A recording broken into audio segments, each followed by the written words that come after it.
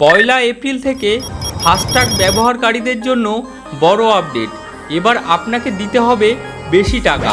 জাতীয় সড়ক কর্তৃপক্ষ অর্থাৎ national highway authority of India ফাস্ট্যাগের বার্ষিক পাসের চার্জ বাড়ানোর সিদ্ধান্ত নিয়েছে।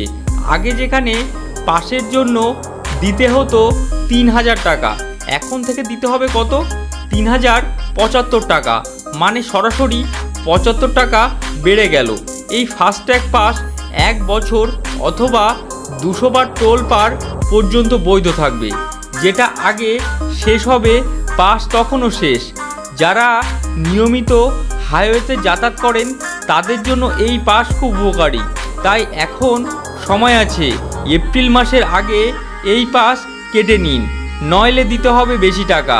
এই রকম গুরুত্বপূর্ণ আপডেট পেতে আমাদের চ্যানেলটিকে অবশ্যই সাবস্ক্রাইব করে রাখুন এবং ভিডিওটি যদি ভালো লেগে থাকে ভিডিওটিকে লাইক করতে ভুলবেন না।